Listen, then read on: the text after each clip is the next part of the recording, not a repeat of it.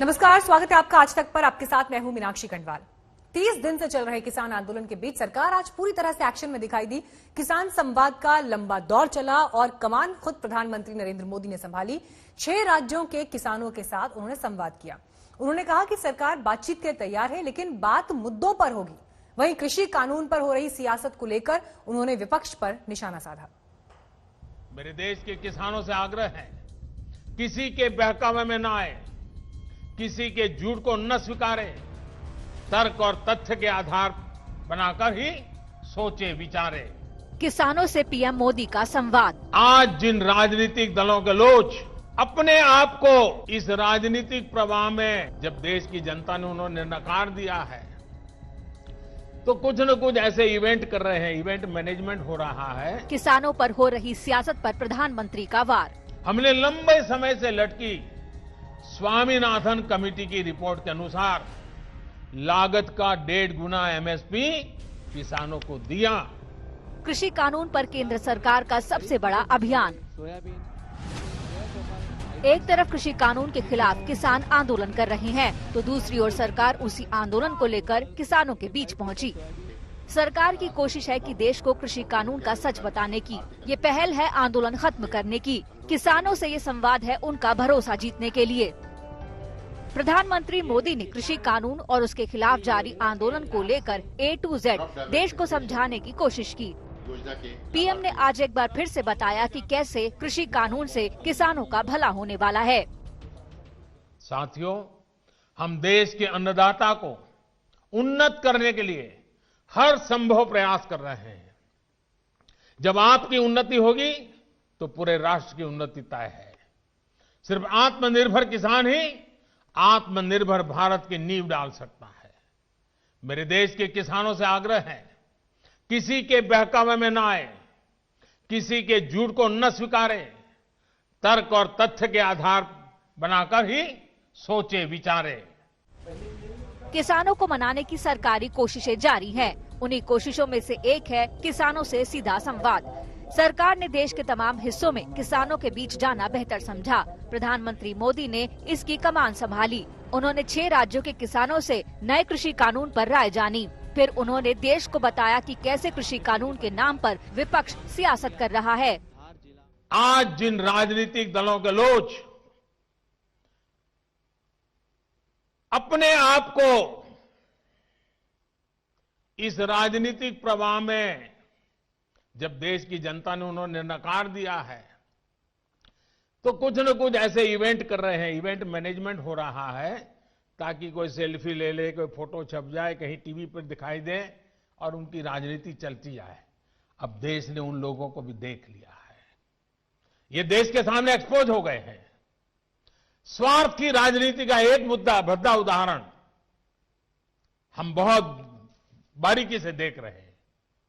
जो दल पश्चिम बंगाल में किसानों के हित पर कुछ नहीं बोलते, वो यहां दिल्ली के नागरिकों को परेशान करने पर लगे हुए हैं। क्यों आप दोगली नीति लेकर के चल रहे हो? कांग्रेस का नाम लिए बगैर पीएम मोदी ने पूछा कि आज किसानों के हित का राग अलापने वाले तब कहां थे जब उनकी सरकार थी।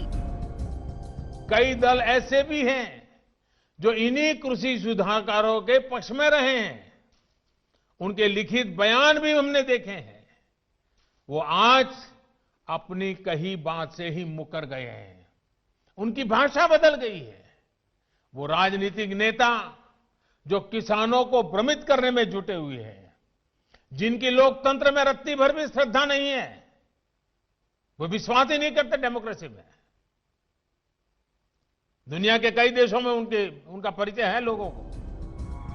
लगातार हो रही सियासत के बीच प्रधानमंत्री ने विपक्ष पर झूठ का बाजार लगाने का आरोप मढ़ा। कहा कि किसानों के बीच जानबूझकर भ्रम फैलाया जा रहा है। मैं आपको फिर ध्यान दिलाना चाहता हूं, इन कानूनों को लागू हुए कई महीने बीत गए हैं। क्या आपने देश के किसी एक कोने में एक भी मंडी के बंद होने की खबर सुनी है? जहां तक एमएसपी का सवाल है, हाल के दिनों में सरकार ने बहुत सी फसलों का न्यूनतम समर्थन मूल्य भी बढ़ा दिया है। ये कृषि सुधारों के बाद भी हुआ है, नए कृषि कानूनों के बाद भी हुआ है। पीएम मोदी ने आरोप लगाया कि पंजाब के किसानों को गुमराह किया जा रहा है। किसानों से संवाद के दौरान उन्होंने पूछा कि केरल सरकार किसानों का भला क्यों नहीं करती। आज तक ब्यूरो। उधर किसानों का आंदोलन 30वें दिन भी जारी है। आंदोलन में शामिल किसानों का दो टूक कहना है, तीनों कृषि कानून रद्द हों। एमएसपी को कानून का दर्जा मिले, लेकिन सरकार बीच का रास्ता निकालना चाहती है। कानून के समर्थन में आए किसानों का हवाला देते हुए सरकार ये संकेत दे चुकी है कि कृषि कानून रद्द नहीं किए जाएंगे।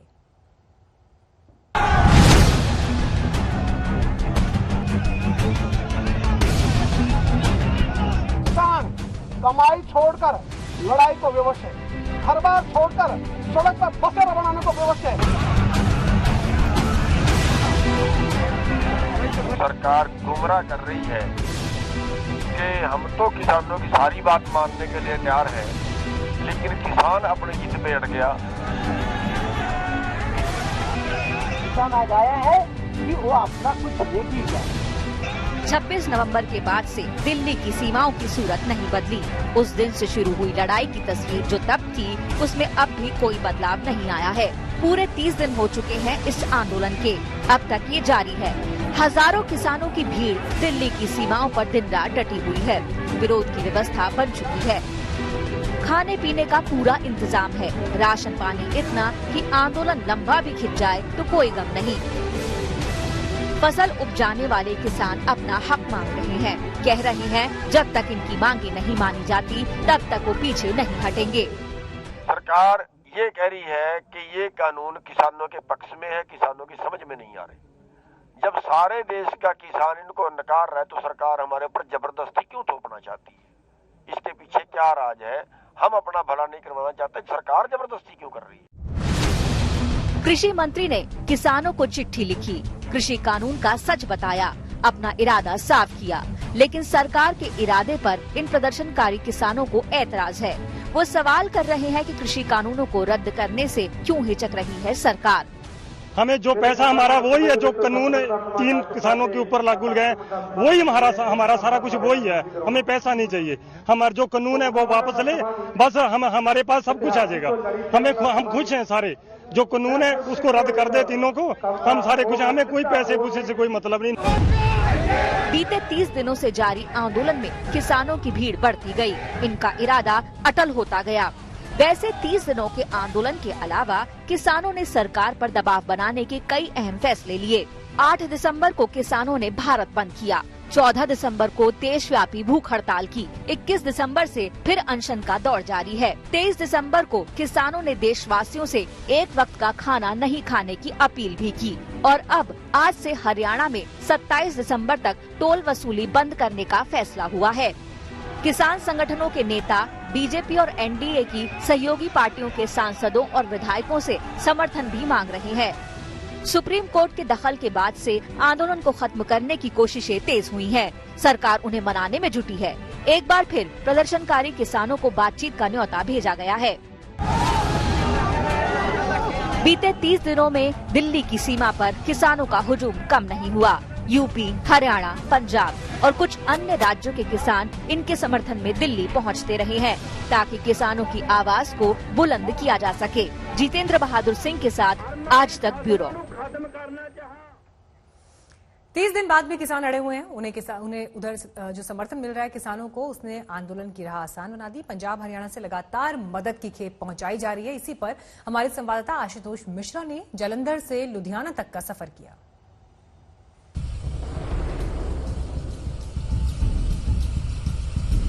पंजाब के हाईवे पर आवाजाही बढ़ी हुई है। किसानों के समर्थन की झलक यहाँ भी देखी जा सकती है। जत्थे में किसान दिल्ली कूच कर रहे हैं। जो अब तक प्रदर्शन में शामिल नहीं हुए वो दिल्ली पहुंचकर उनका हिस्सा बनेंगे। जो शामिल हो चुके वो पंजाब लौट रहे हैं। अब इस तरह के ट्रैक्टर ट्रॉलियों में जरूरत का सारा सामान है। इनमें गर्म कपड़े हैं, गद्दे हैं, अनाज है, क्योंकि वहाँ पर हजारों की संख्या में जो किसान बैठे हैं उनकी भी जरूरतें हैं। और इस तरह की देखिए बताए हमें ये भी जा रहा है कि सब्जियों के साथ साथ फल और जो कुछ भी जरूरत हो सकती है, जिस गांव से जिन इलाकों से आते हैं उसके बैनर पोस्टर यहाँ जरूर होते हैं। और हर जगह एक स्लोगन जरूर है, नो फार्मर्स नो फूड, यानी किसान नहीं तो अनाज नहीं।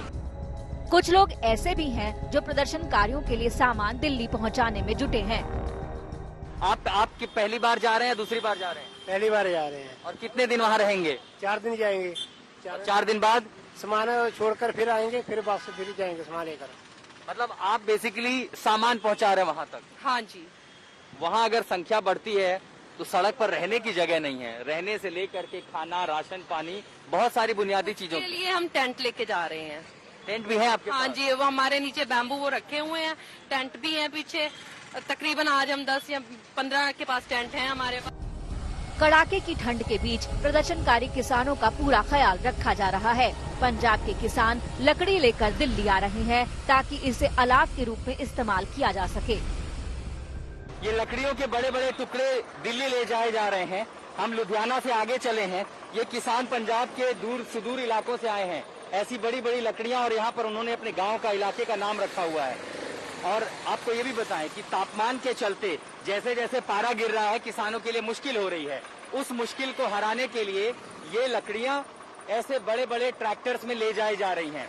साथ ही किसानों का जो जत्था है, जिसमें युवा किसान भी हैं, बुजुर्गों को भी आपने देखा, ये सब दिल्ली की ओर रवाना हो रहे हैं। क्या क्या ले जा रहे हैं अपने साथ आप यहाँ से? ਇਹ ਸਾਰਾ ਸਮਾਨ ਹੈ ਜਿੱਦਾਂ ਉੱਥੇ ਜ਼ਰੂਰਤਮੰਦ ਲਈ ਲੱਕੜਾਂ ਆ, ਹੋਰ ਆ ਸਮਾਨ ਆ। ये लकड़ी कहाँ काम आएगी? ਲੱਕੜੀ ਖਾਣਾ ਬਣਾਉਣ ਦੇ ਕੰਮ ਆਊਗੀ। ਉੱਥੇ ਜੋ ਲੰਗਰ ਲੱਗਿਆ ਉਹਨਾਂ ਨੇ ਸਾਰਾ ਖਾਣ, ਬਾਕੀ ਸਾਡੇ ਕੋਲ ਪਾਣੀ ਆ, ਰਾਸ਼ਨ ਪਾਣੀ ਆ, ਆਟਾ ਆ, सारा सामग्री हमारे। लुधियाना में तो आंदोलन के शुरुआती दिनों से ही किसान टोल नाके पर जमे हुए हैं। टैक्स वसूली बंद है। रास्ता प्रदर्शन में शामिल किसानों के लिए खुला हुआ है। लुधियाना शहर में प्रवेश करने से पहले ये राष्ट्रीय राजमार्ग पर टोल आता है। पिछले कई दिनों से ये टोल बूथ बंद है। गाड़ियां जो हैं वो बेरोक टोक जा रही हैं। दूसरा हिस्सा आपको दिखाएं। ये प्रवेश करने के लिए, और जब आप लुधियाना से बाहर जाते हैं तब ये दूसरा टोल है। ये पूरी तरह से यहाँ पर जब आंदोलन हुआ किसानों का, आज भी उसकी तस्वीरें यहाँ जिंदा है। और अब यहाँ से तमाम गाड़ियाँ बिना टोल दिए जा रही हैं। क्यों? क्योंकि जो किसान हैं वो इस टोल बूथ पर भी जमे हैं। यहाँ से किसानों की गाड़ियाँ दिल्ली जाती हैं जो रसद लेकर के आंदोलन को समर्थन देने के लिए जा रही है। दूसरी तरफ किसान वापस भी लौट रहे हैं अपने घरों की ओर। यहाँ उनकी सेवा के लिए लंगर लगाए गए हैं, और ये भी दूर दराज के जो किसान हैं वो उनकी मदद करने के लिए, उनकी जरूरत का सामान के लिए, या अगर किसी को खाना पीना है तो उस तरह की सेवाएं देने के लिए यहाँ लंगर, पीने का पानी, ये बिल्कुल मुख्य जो राजमार्ग है वहाँ पर रखा गया है। दिल्ली से लेकर पंजाब तक किसानों की तैयारी देखकर ऐसा नहीं लगता कि फिलहाल आंदोलन खत्म होने वाला है। दिल्ली की सिंघू सीमा, गाजीपुर, टिगरी बॉर्डर पर तो डटे हैं, लेकिन पंजाब का जो आंदोलन है वो लगातार चल रहा है। और इस तरह राष्ट्रीय राजमार्ग पर यहाँ जो किसानों की जिंदगी है वो बेहद दुर्गम है। इन परिस्थितियों में भी वो डटे हुए हैं, इस उम्मीद में कि सरकार उनकी मांग मानेगी। अमृतसर इस टोल प्लाजा पर सत्या के साथ मैं आशुतोष मिश्रा, आज तक। एक तरफ किसानों का आंदोलन जारी है तो दूसरी तरफ किसान आंदोलन पर सियासत भारी है। राहुल गांधी, प्रियंका गांधी किसानों के समर्थन में और सरकार के विरोध में सड़क पर उतरे। किसानों के बहाने राहुल गांधी ने मोदी सरकार को जमकर घेरा।